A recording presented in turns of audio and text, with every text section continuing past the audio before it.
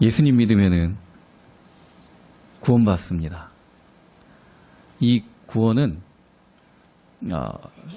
우리 어렸을 때 할머니들 하는 얘기처럼 예수 믿으면 천당 가 하는 그런 죽어서 천국 가는 그런 의미의 구원, 이건 아주 이렇게 적은 의미에서 구원이고 모든 문제에서 건짐을 받았다는 의미입니다.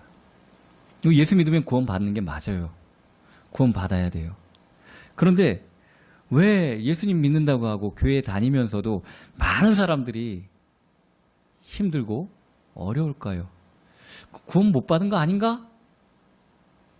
맨날 아프고 맨날 돈 없고 맨날 어렵고 힘들고 공부도 못하는데 머리도 나빠. 왜 그럴까요? 예수 믿는데 도대체가. 자, 예수 믿는다고 학교 안 다니나요? 예수 믿는다고 밥 안 먹나요? 예수님 믿는다고 잠 안 자나요? 예수님 믿는다고 사회생활 안 하나요? 다 하잖아요. 거기다가 예수님까지 믿고 교회도 다녀야 되고 그러니까 더 힘들잖아요. 그런 거 아니에요? 예수 믿으면 구원받아야 됩니다. 모든 문제에서 노임을 받아야 됩니다. 만족할 만한 삶의 은혜를 받아야 됩니다. 하나님께서 약속하셨기 때문에 이걸 누려야 되는 게 정상입니다. 하나님께서는 그 구원을, 그 은혜를 주시겠다고 약속을 하셨고 그를 믿는 자에게는 이미 그 축복이 와 있다고까지 말씀을 하셨습니다.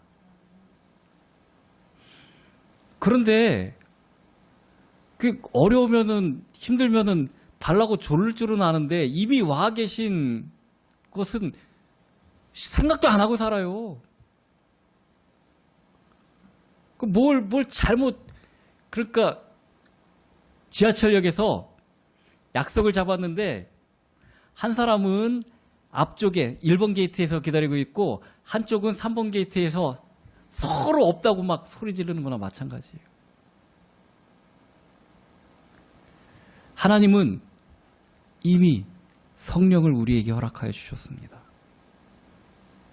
그럼 다 된 거예요, 솔직히 말하면은. 그런데 성령님이 안 계신 것처럼 살아요. 이것을 오늘 본문에 30절입니다. 하나님의 성령을 근심하게 하지 말라. 그 안에서 너희가 구원의 날까지 인치심을 받았느니라. 성령님 안에서 우리가 하나님 것이라고 도장을 받았어. 이미 우리는 구원받은 사람이라고 확정이 된 거예요. 성령님이 계시니까. 근데 이거를 놓치고 산다는 얘기입니다. 자, 우리가 읽은 25절부터 보면은 그런즉 거짓을 버리고 각각 그 이웃과 더불어 참된 것을 말하라. 그 각각 위에 기억이라고 되어 있어요. 이거는 이 관주 표시인데 이 부분이 성경 다른 부분에 나와 있었다는 얘기입니다. 그걸 인용한다는 얘기입니다. 기억이라고 된 부분을 보니까 스가랴서 8장 16절이라고 나와요. 그리고 또 26절에 분을 내어도 죄를 짓지 말며 해가 지도록 붐을 품지 말고, 여기도 또 관주 기호가 나와요. 니은이라고 되어 있는데 이건 시편 4편 4절이라고 나옵니다. 구약에 이미 하신 말씀을 왜 하셨을까요? 왜 너희들이 안 하냐 하는 그 말일까요? 우리는 자꾸 구약의 말씀을 구약의 말씀의 그 뜻대로 지금도 살려고 하는 경우가 많아요. 내가 거짓을 버려야 되고, 내가 이웃과 더불어 참된 말만, 이웃 속이지 말고 참된 말만 해야 되고, 도둑질하지 말고 마귀에게 틈을 주지 말고 내가 그렇게 노력하고 살아야 되는구나, 그렇게 말씀하시는 거구나. 이건 구약이 하신 말씀이잖아요. 신약에 똑같이 왜 그 말씀을 인용까지 해가면서 하셨을까요? 내가 그렇게 하려고 노력하며 살라고 하는 얘기가 아니라는 것을 깨달으셔야 됩니다. 그래서 30절이 있는 거예요. 성령을 근심하게 하지 말라. 너희 노력대로 해보라고 해도 못했잖아. 그래서 성령 하나님이 너희에게 임하신 거야. 이제 성령의 충만함을 따라 성령님의 인도하심을 따라 살라라 하는 그 내용이에요. 근데 이걸 여직도 구약이 하는 그대로 그렇게 지켜야 살아야지. 오늘 하루도 뒤집게 생각해보면 내가 너무나도 나쁘게 살았어. 선하고 교양 있고 착하게 살아야 되는데 너무나도 내가 그렇게 못했어. 이렇게 하라는 얘기가 아니라는 얘기입니다. 에베소서에서 이 말씀을 다시 한번 하신 말씀은 너희 속에 계신 성령님의 뜻대로 살라는 얘기입니다. 네 뜻대로 착하게 살라고 애쓰는 게 아니라 성령님께 의지하고 성령님의 인도대로 살아라 하는 그런 얘기라는 것입니다. 하나님 말씀에 귀를 기울이지 않고 착하게 살려고 하는 것도 성령님을 근심하게 하는 거예요. 뭘 착한 게 어디 있어요. 내가 몇 번을 얘기하지. 하나님을 기쁘시게 할 만한 게 내가 어디 있어요. 그만 좀 내 자아와 내 고집을 버리고 성령님의 뜻대로 살라는 얘기입니다. 그 말이 오늘 본문의 말입니다. 내 뜻, 내 고집, 내 취향, 내 습성대로 사는 것을, 그리고 그것이 하나님의 뜻이라고 착각하는 것이 그게 성령님을 근심하게 하는 것이라고 얘기하고 있습니다. 성령 충만하다는 것은 내가 만족스러운 것이 아니라 하나님의 마음에 흡족하게 되는 것을 얘기하는 것입니다. 우리는 내가 만족하는 게 성령 충만이라고 착각을 해요. 그렇지 않아요. 남자아이들은 장난감이 최고예요.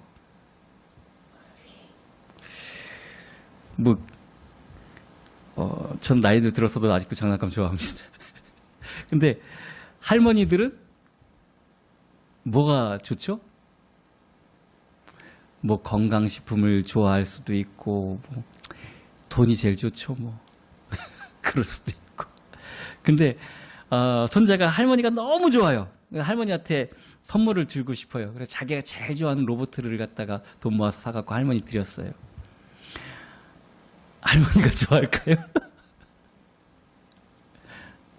그럴 리가 없잖아요. 그럴 리가 없잖아요. 물론 그 손자가 자기를 생각해서 돈을 모아서 사준 것까진 그 마음은 기뻐하셔요. 근데 그 내용을 좋아할 수는 없어요.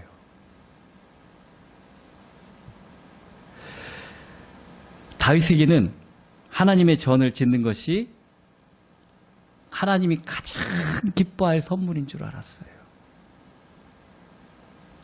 근데 하나님이 그 성전 짓고 그런 거에 대해서 좀 시큰둥하세요. 그죠? 다윗이 그렇게 성전에 마음을 품고 있을 때 하나님이 그렇게 반응이 좋지는 않으세요.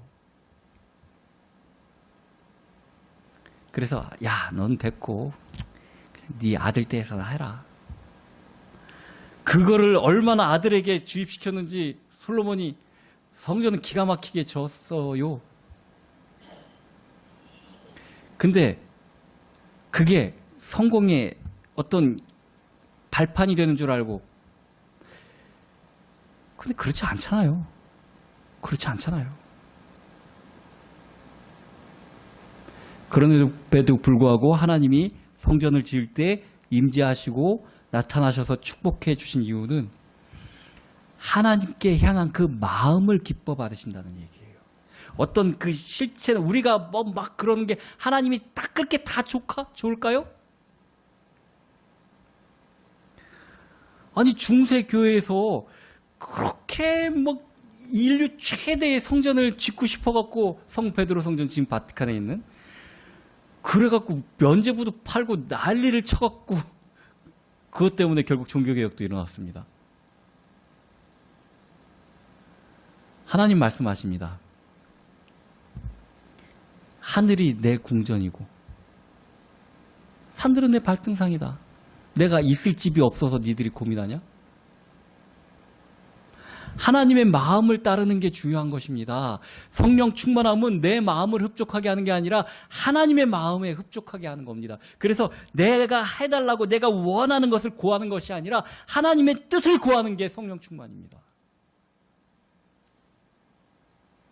성령 충만하다는 것 말고 내가 원하는 것을 해달라고 하나님께 구하는 게 성령을 근심시키시는 그런 일이라는 겁니다.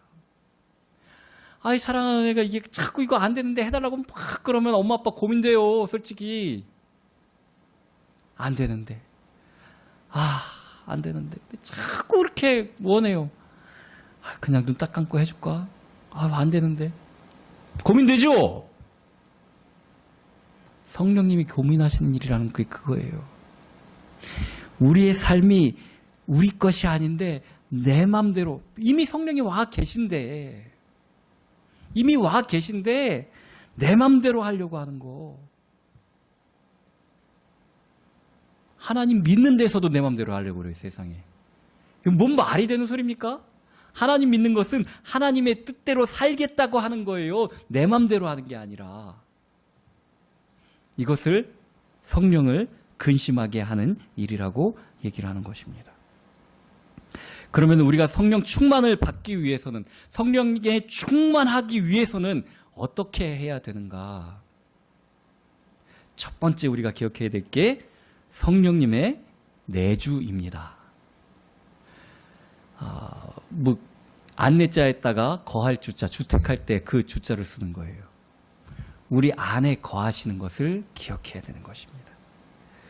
이게 내가 믿음이 좋게 스스로 느껴지고 막 예배 생활도 하고 막 목사님 말씀에 은혜 받고 막 그럴 때만 성령님이 우리 속에 계시고 시들해져 갖고 내가 오늘도 예배 나가야 되나? 오늘 하루 빠지고 싶은데 내가 교회 성도도 없는데 안 나가면은 목사님이 마음 상해하시고 뭐 걱정하시겠지? 이럴 때는 성령님이 안 계시고 그럴까요? 성경은 그렇게 얘기하고 계시지 않습니다. 고린도전서 3장 16절, 너희가 하나님의 성전인 것과 하나님의 성령이 너희 안에 거하는 것을 알지 못하느뇨. 내가 지금 아무리 어려운 것 같고 내가 아무리 실패한 것 같아도 하나님이 떠나시진 않아요. 우리 마누라, 우리 남편 같은 경우에 내가 막 빚지고 막 힘들고 그러면 떠날 수도 있어요. 그런데 하나님은 그렇지 않아요. 우리의 어려움이 있을 때 하나님 옆에 계신 우리 하나님 성령님을 의지하고 의뢰하고 부르기를 원하십니다. 성령 하나님께서는 구원받은 하나님의 자녀 속에 늘 함께 하시겠다고 약속하셨습니다. 오죽하면 뭐라고 표현하셨냐면은 너를 낳은 너희 어미는 너를 떠날지라도 나는 절대로 결단코 너희를 버리지 않겠노라.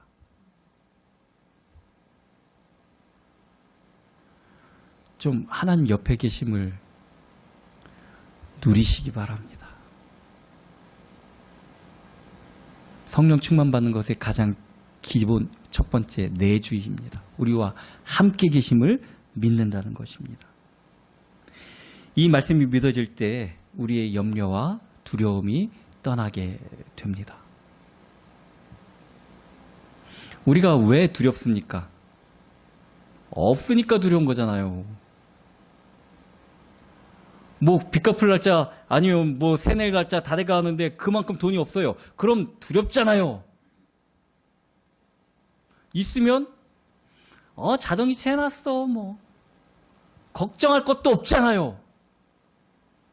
왜 두렵고 왜 어려운가? 하나님이 함께 계심이 안 믿어져서 그런 거예요. 예수님 제자들은 예수님이 같이 그 배에 타고 있는데도 그래도 무서웠어요. 죽는 줄 알았어요.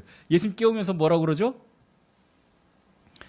우리가 죽게 된 것을 왜 돌아보지 않으십니까?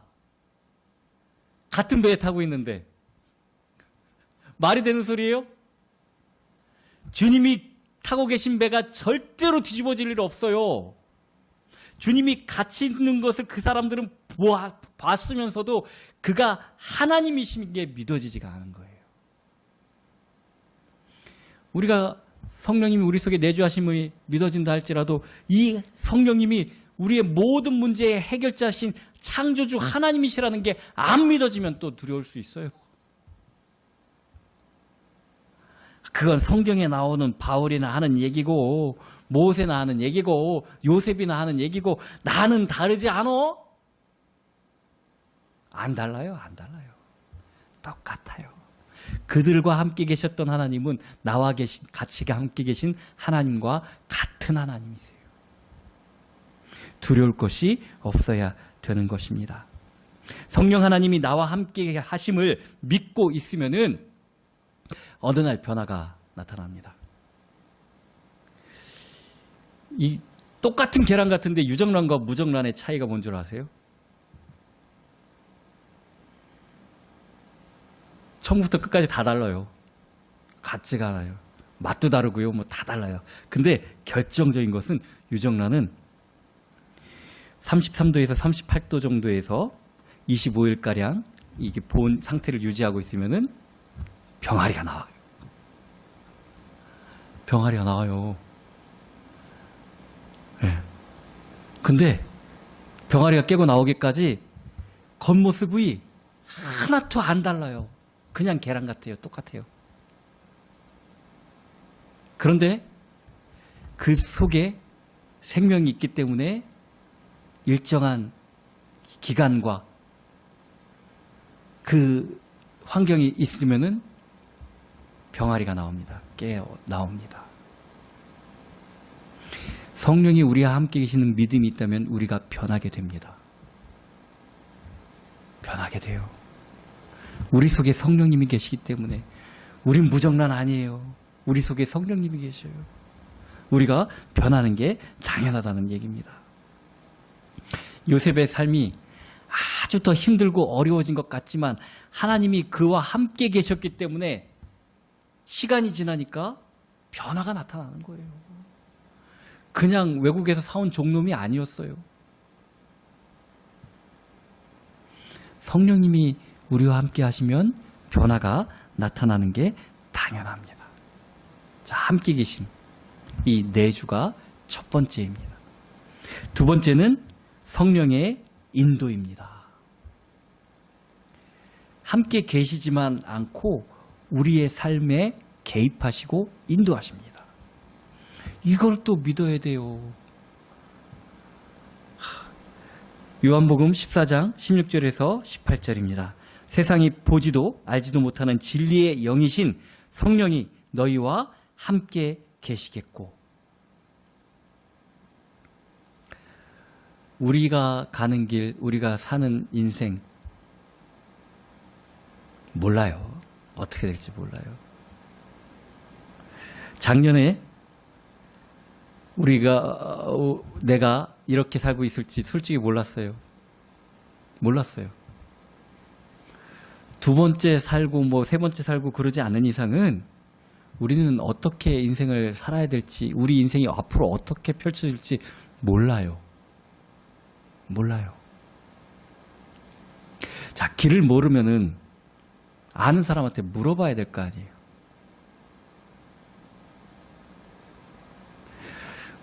저번에도 말씀드렸듯이 남자들은 길 물어보는 거 싫어해요, 원래. 그래서 내비게이션 나오기 전까지 차 운전하면서 부인들하고 많이 싸웁니다. 고집은 세가지고요, 이거 여기 같은데? 여기 같은데? 그러면서 막 가요. 그러면 부인이, 아이, 좀 물어봐. 택시 섰네, 택시 아저씨 잘할 거 아니야. 근데 남자들은 또 싫어요, 그게. 이상하게 자존심 상하는 것 같고. 요새 내비게이션이 얼마나 좋은지 몰라요. 잘 가르쳐줘서, 갑자기 좀 이상한 데를 안내하기도 하지만.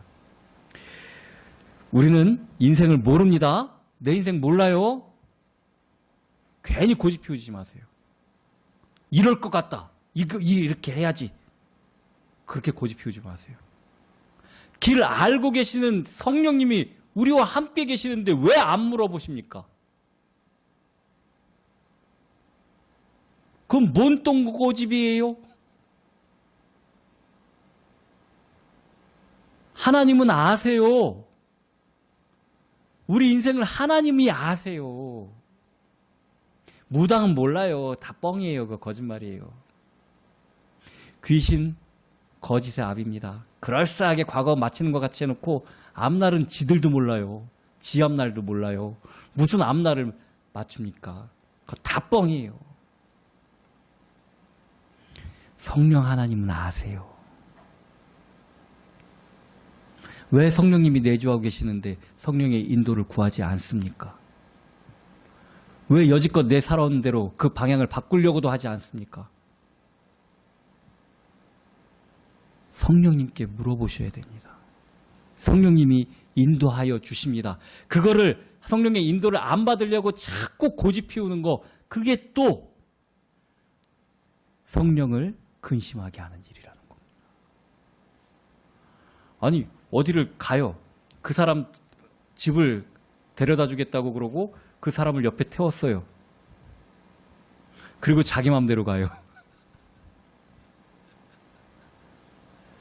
뭐 그런 황당한, 옆에 그 집 주인이 타고 있는데 그 집을 가면서 자기는 몰라요, 길을. 그리고 그 집주인한테 어떻게 가야 되는지 물어보지도 않아요. 성령의 인도함 바라지 않고 구하지 않고 사는 게 그런 상태인 거예요. 옆에 그 집주인이 얼마나 마음속에 근심하겠습니까? 야, 이걸 막 내가 가르쳐주기도 그러고 인격적이신 분이셔서 얼마나 답답하겠어요. 얼마나. 자꾸 딴 데를 가려고 그러니까. 성령의 인도하심을 우리가 꼭 기억해야 됩니다. 자, 우리와 함께 계신 내주, 그 다음에 성령의 인도. 그 정도가 아니라 세 번째 마지막이 성령 충만입니다. 물을 쟀을 때 발목까지 오고 무릎까지 오고 허리까지 오고 창이라게 되어서 물결대로 내 뜻대로 움직이지 못하고 물길이 움직이는 대로 움직이게 되는 것. 이게 성령의 충만이에요. 내가 무엇을 하든지 어떤 것을 하든지 하나님의 인도함을 내가 거부할 수가 없어요.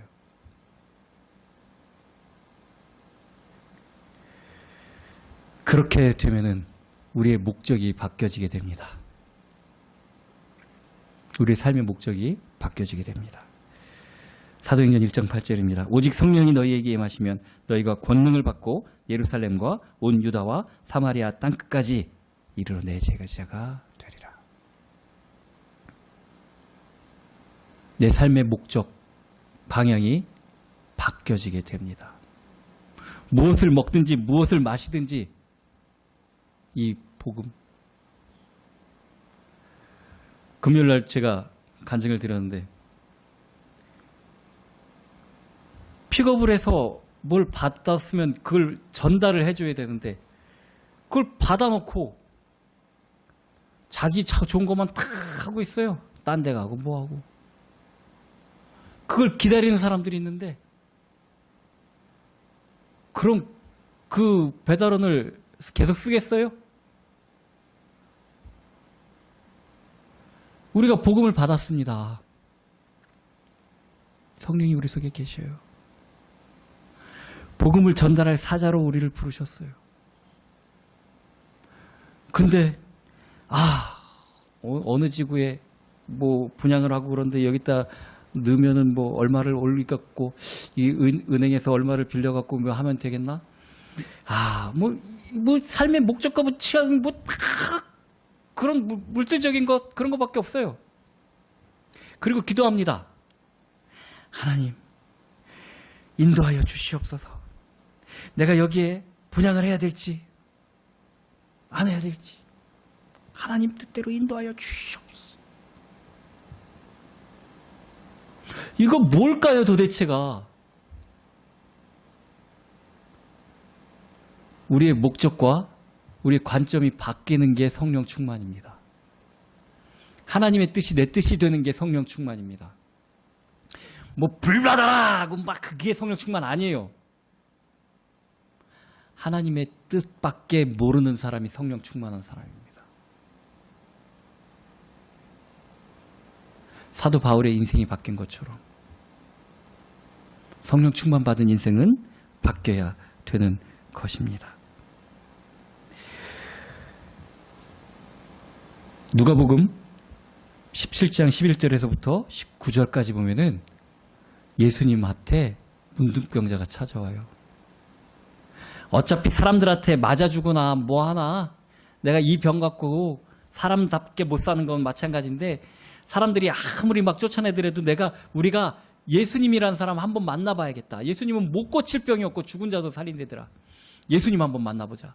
그래갖고 혼자서는 용기가 없는지 10명이 집단 행동을 해서 예수님 앞에 찾아왔습니다.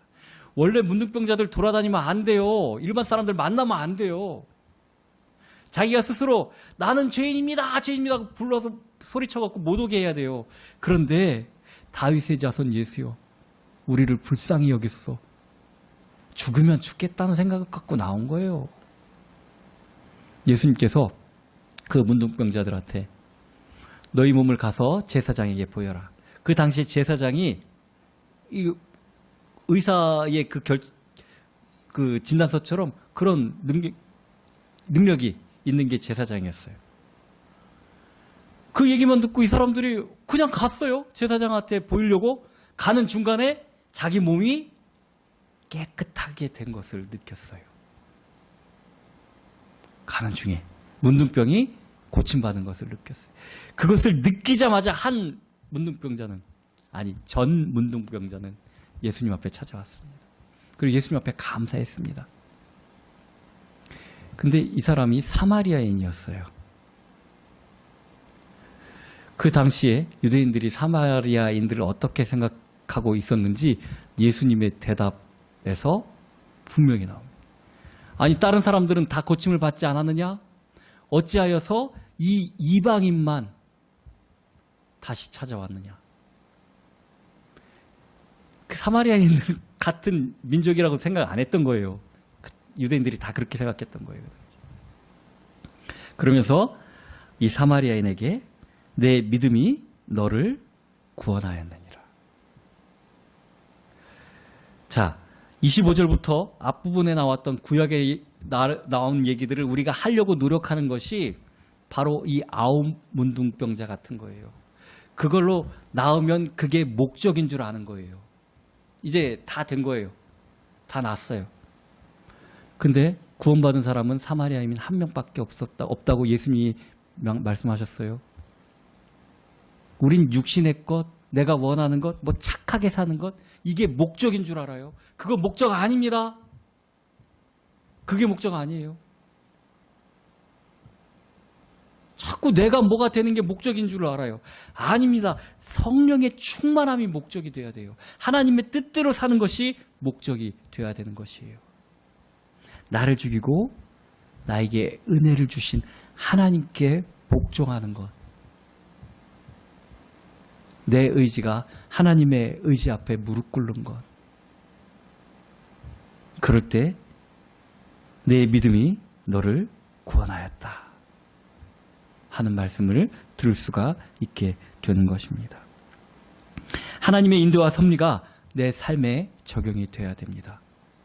내가 뭘 하려고 애쓰는 것이 아니라 하나님의 뜻대로 살기 위해서 힘쓰는 삶이 돼야 되는 것입니다. 이것이 힘들고 어렵게 느껴지면은 내가 하는 거예요. 하나님의 거를 내가 하려니까 힘들고 어렵고 하기 싫고 피할 수 있으면 피하고 싶을 수밖에 없죠. 그런데 하나님의 영이 하시면은 즐거울 수밖에 없는 거예요. 즐거울 수밖에. 내가 매일 기쁘게 순례의 길 행함은 기쁘게 마지못해 힘들게가 아니라 이게 성령의 충만입니다. 깔짝깔짝거리는 게 아니라 성령에 온전히 담겨서 성령의 가는 길대로 그 인도하심대로 살아가는 것. 자, 오늘 본문의 말씀을 우리는 여전히 구약의 말씀으로 받아들이고 오해하면서 살았습니다.